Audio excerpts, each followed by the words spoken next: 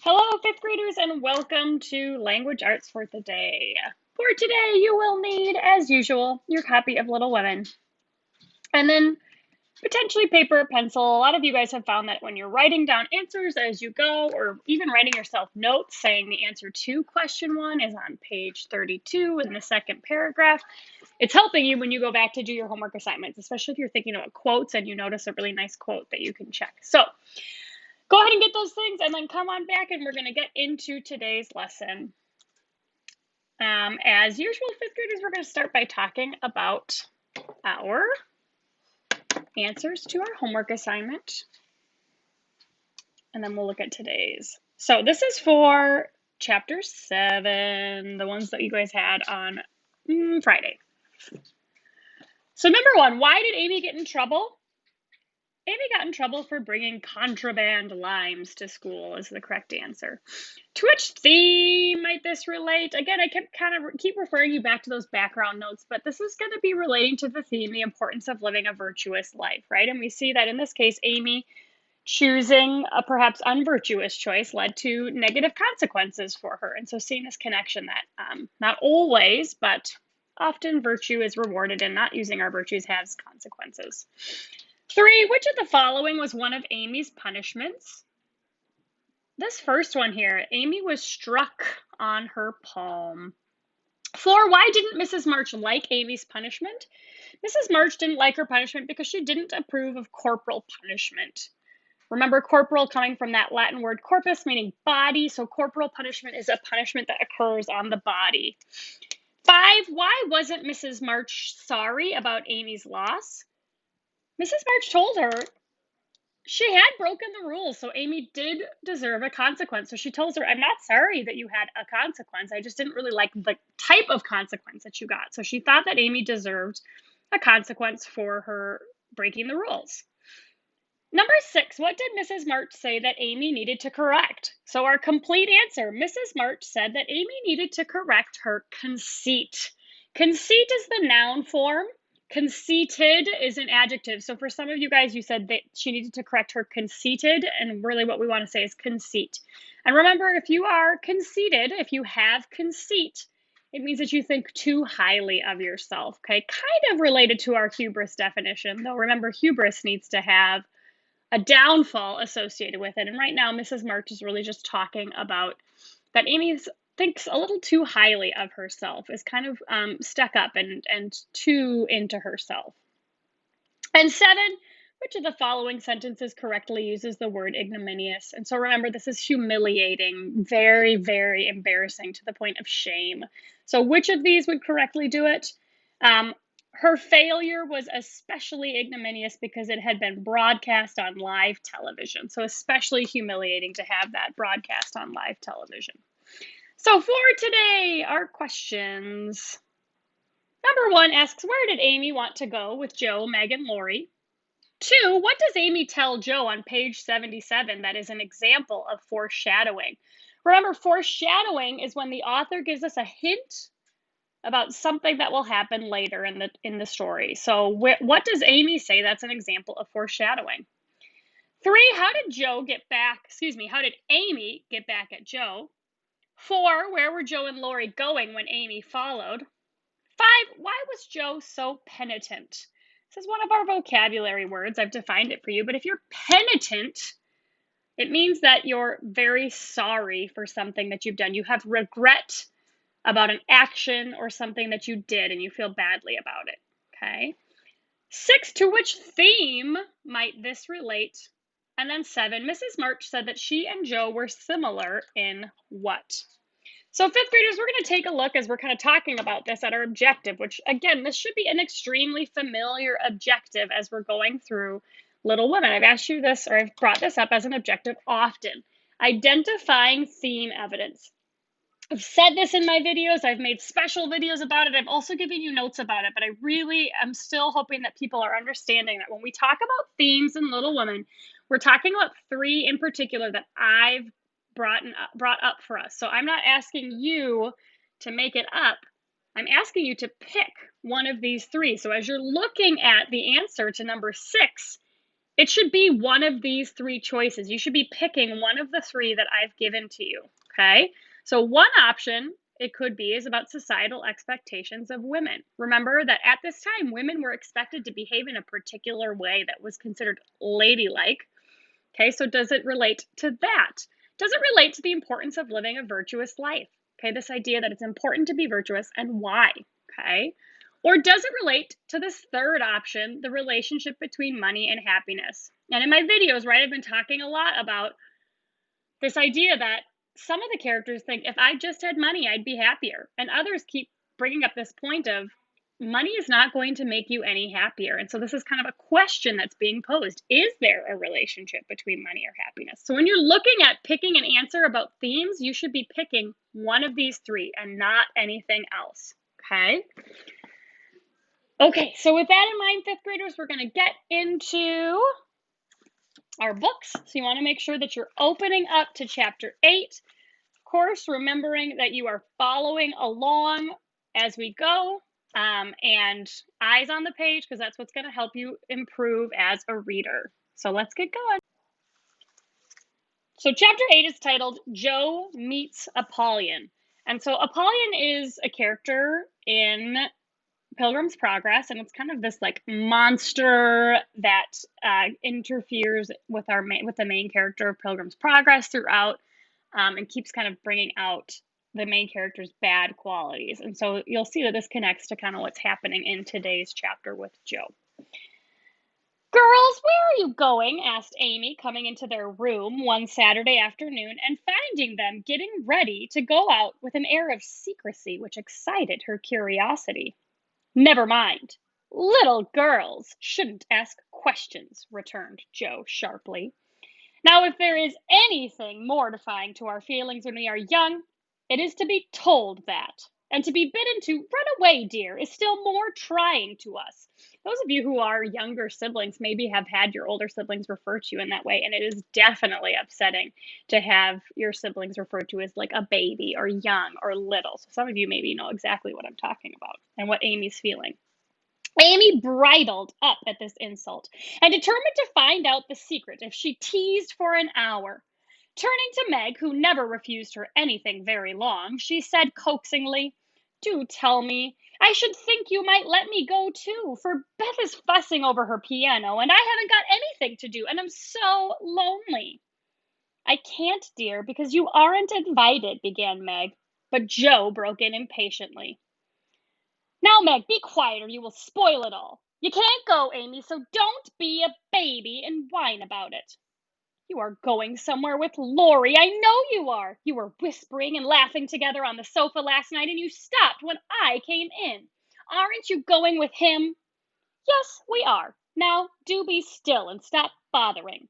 Amy held her tongue but used her eyes and saw Meg slip a fan into her pocket.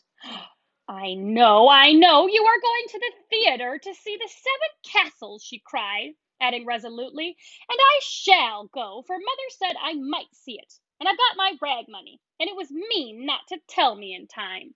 If you're following along, that was your answer to number 1. Just listen to me a minute and be a good child, said Meg soothingly. Mother doesn't wish you to go this week because your eyes are not well enough yet to bear the light of this fairy piece. Next week you can go with Beth and Hannah and have a nice time. I don't like that half as well as going with you and Laurie. Please let me. I've been sick with this cold so long and shut up. I'm dying for some fun. Do, Meg. I'll be ever so good, pleaded Amy, looking as pathetic as she could. Suppose we take her. I don't believe Mother would mind if we bundle her up well, began Meg. If she goes, I shan't. And if I don't, Laurie won't like it.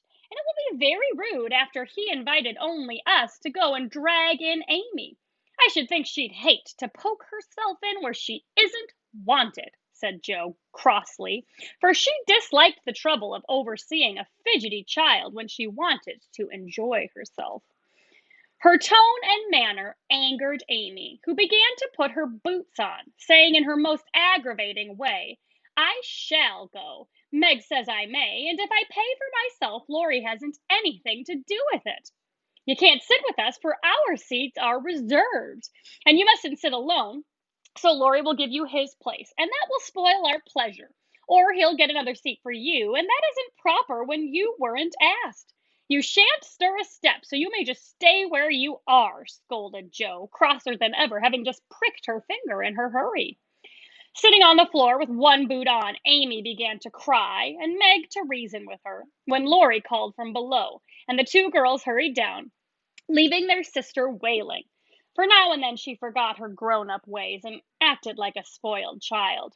Just as the party was setting out, Amy called over the banisters in a threatening tone, "You'll be sorry for this, Jo March. See if you ain't." "Fiddlesticks," returned Jo, slamming the door. They had a charming time, for the seven castles of the Diamond Lake was as brilliant and wonderful as heart could wish.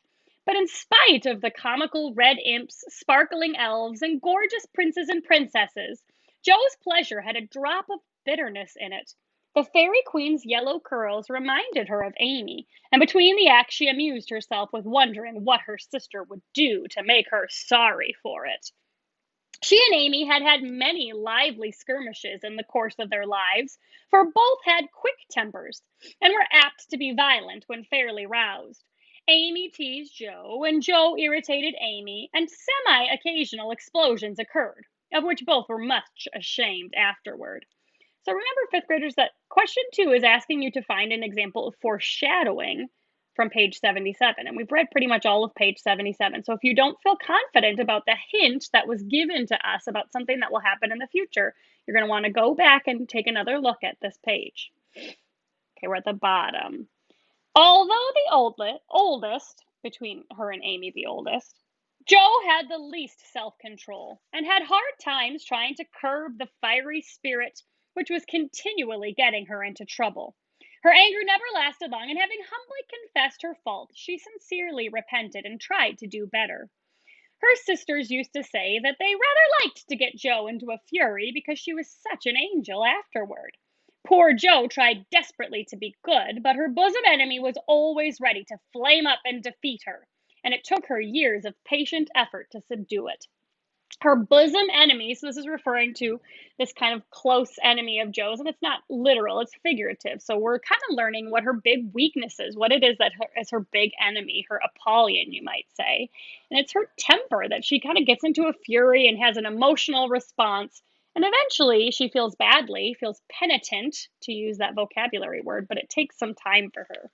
And often she regrets what she does when she's feeling angry.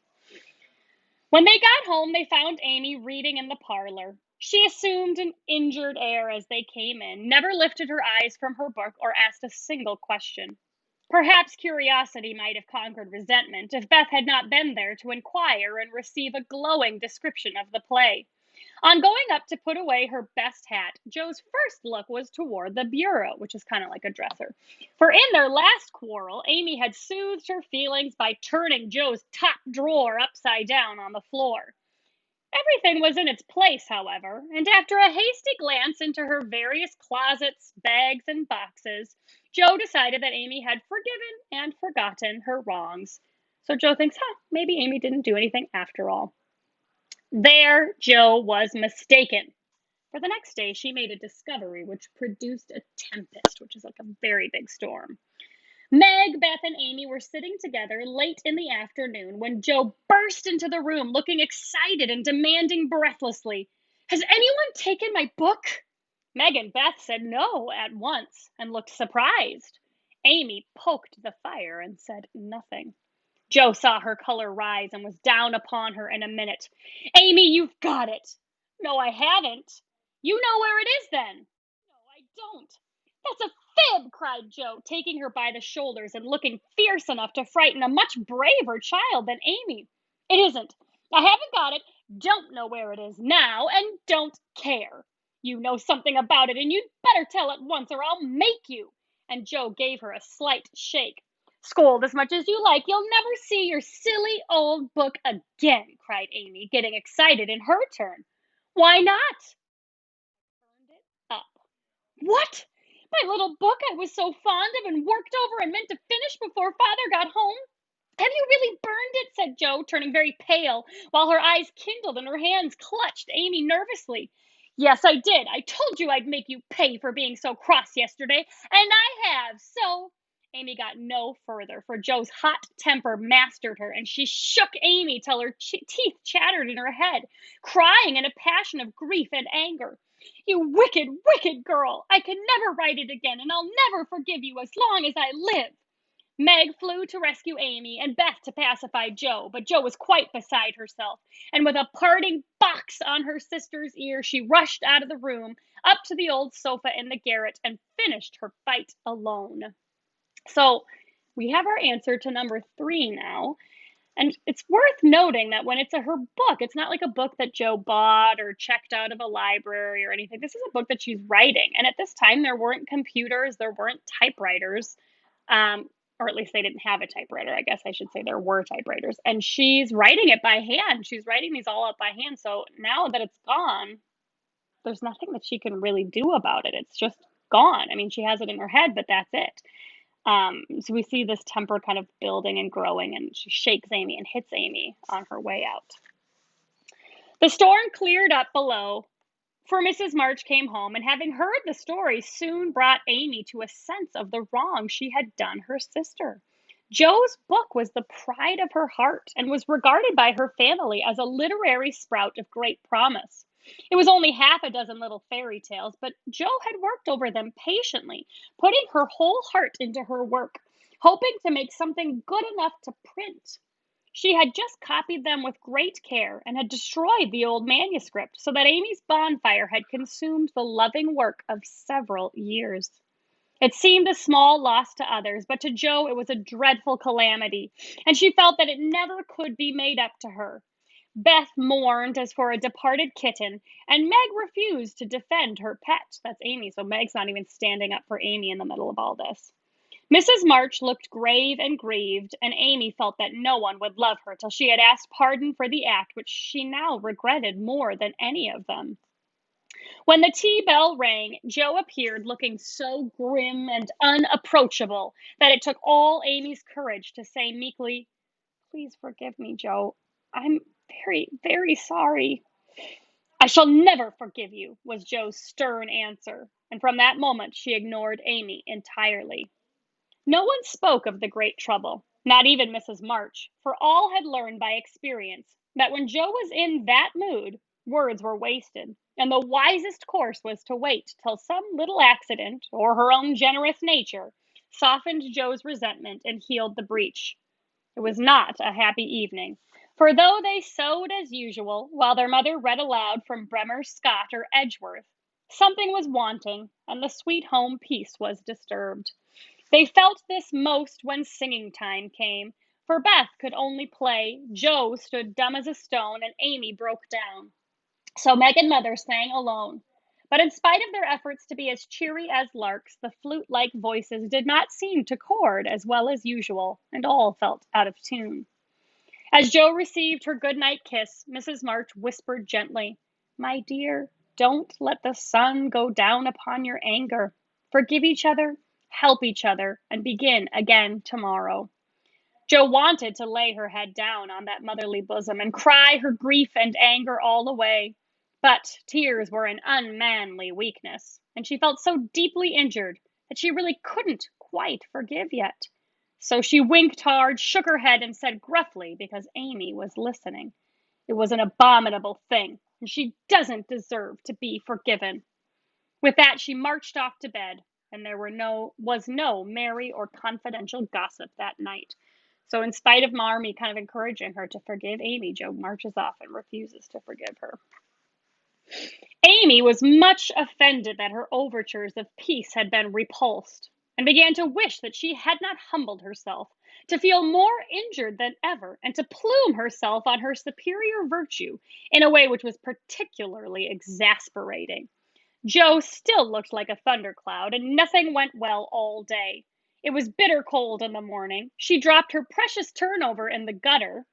Aunt March had an attack of fidgets. Meg was pensive, Beth would look grieved and wistful when she got home, and Amy kept making remarks about people who were always talking about being good and yet wouldn't try when other people set them a virtuous example.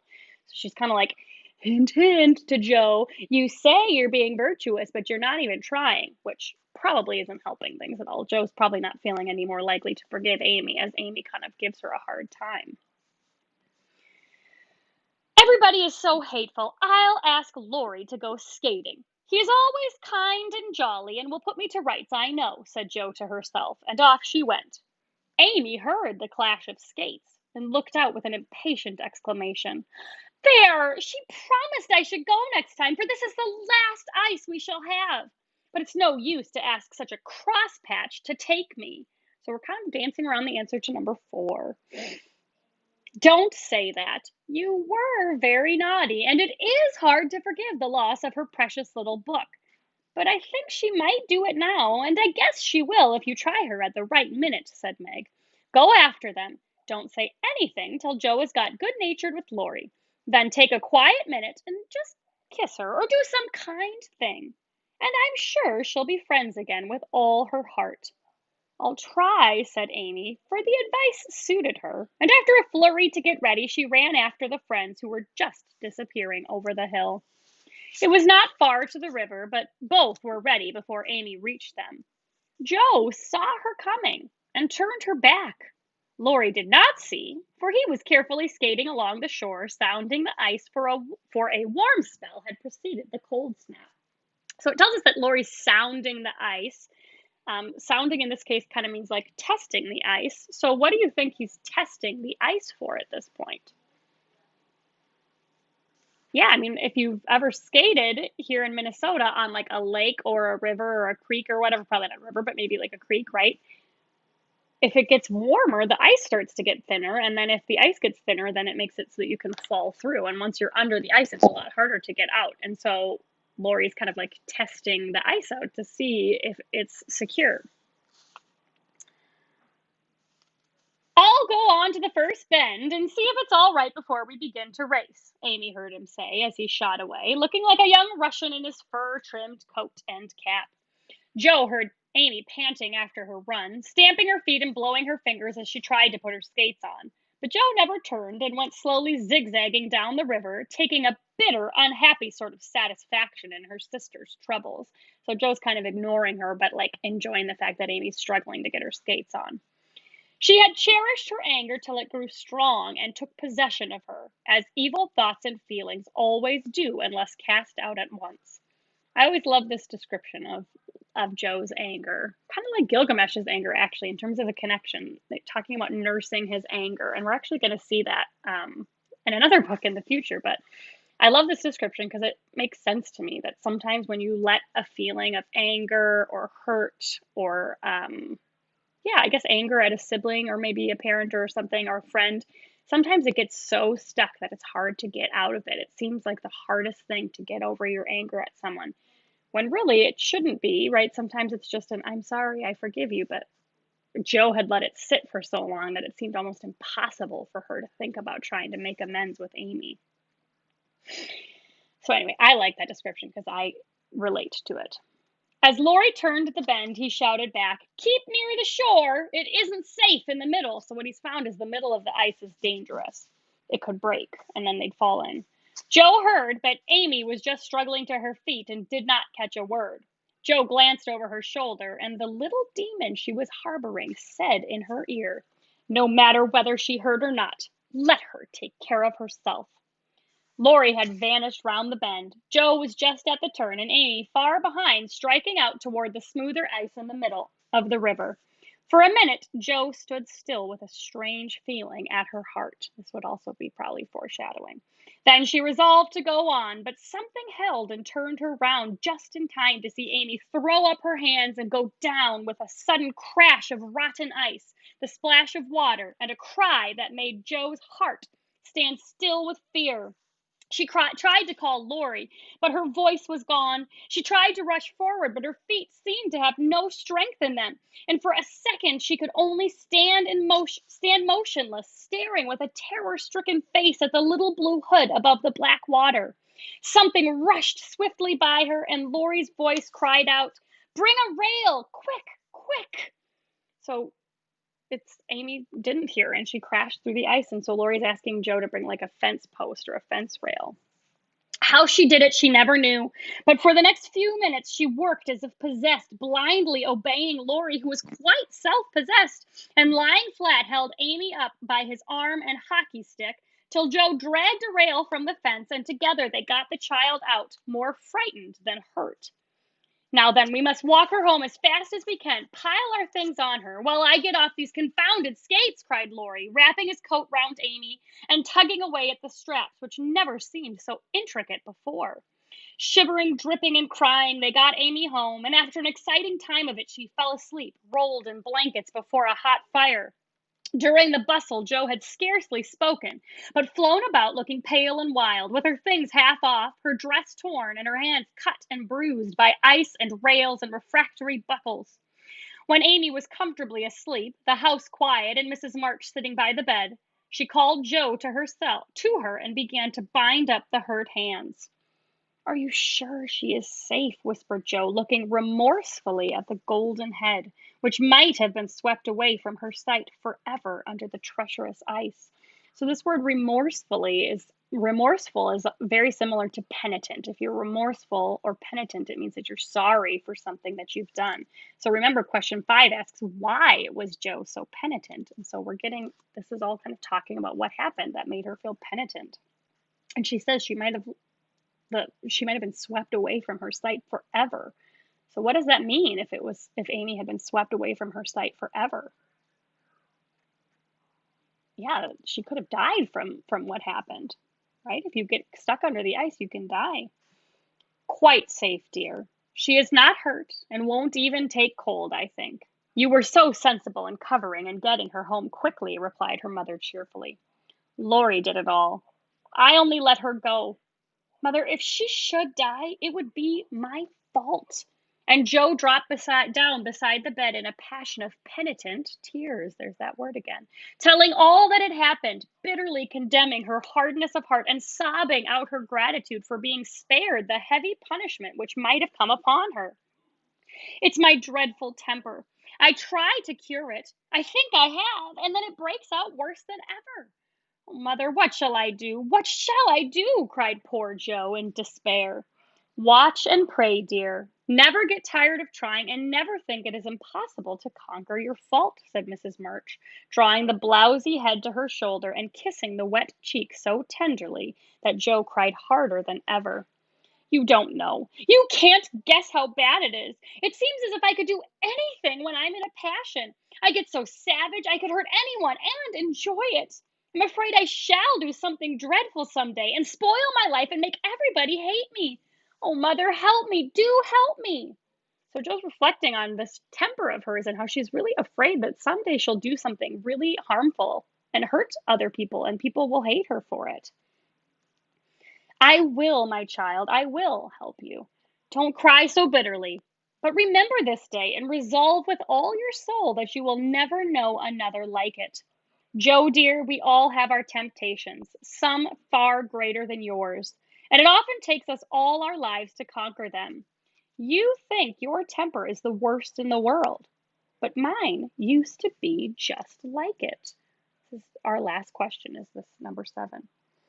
"Yours, Mother? Why, you were never angry." And for the moment, Joe forgot remorse in surprise. "I've been trying to cure it for 40 years and have only succeeded in controlling it. I am angry nearly every day of my life, Joe, but I have learned not to show it, and I still hope to learn not to feel it, though it may take me another 40 years to do so." So Mrs. March is saying that she feels angry every day, and all she's done is learn to control that anger, which is what virtue, if you control your anger. Yeah, that's temperance. It takes temperance to control your anger. The patience and the humility of the face she loved so well was a better lesson to Joe than the wisest lecture, the sharpest reproof. She felt comforted at once by the sympathy and confidence given her. The knowledge that her mother had a fault like hers and tried to mend it made her own easier to bear and strengthened her resolution to cure it. though 40 years seemed rather a long time to watch and pray to a girl of 15. I know for me that I always feel better when I know that I'm not the only person who's experiencing or feeling certain things. It feels comforting to know that other people have gone through similar struggles. Mother, are you angry when you fold your lips tight together and go out of the room sometimes, when Aunt March scolds or people worry you? Asked Jo, feeling nearer and dearer to her mother than ever before. Yes, I've learned to check the hasty words that rise to my lips, and when I feel that they mean to break out against my will, I just go away a minute and give myself a little shake for being so weak and wicked, answered Mrs. March with a sigh and a smile, as she smoothed and fastened up Jo's disheveled hair. How did you learn to keep still? That is what troubles me, for the sharp words fly out before I know what I'm about, and the more I say, the worse I get, till it's a pleasure to hurt people's feelings and say dreadful things. Tell me how you do it, Marmee dear. My good mother used to help me, as you do us, interrupted Jo with a grateful kiss. But I lost her when I was a little older than you are, and for years had to struggle on alone, for I was too proud to confess my weakness to anyone else. I had a hard time, Jo, and shed a good many bitter tears over my failures, for in spite of my efforts, I never seemed to get on. Then your father came, and I was so happy that I found it easy to be good. But by and by, when I had 4 little daughters round me, and we were poor, then the old trouble began again, for I am not patient by nature, and it tried me very much to see my children wanting anything. Poor mother, what helped you then? Your father, Jo. He never loses patience, never doubts or complains, but always hopes and works and waits so cheerfully that one is ashamed to do otherwise before him. He helped and comforted me and showed me that I must try to practice all the virtues I would have my little girls possess, for I was their example. It was easier to try for your sakes than for my own. A startled or surprised look from one of you when I spoke sharply rebuked me more than any words could have done. And the love, respect, and confidence of my children was the sweetest reward I could receive for my efforts to be the woman I would have them copy.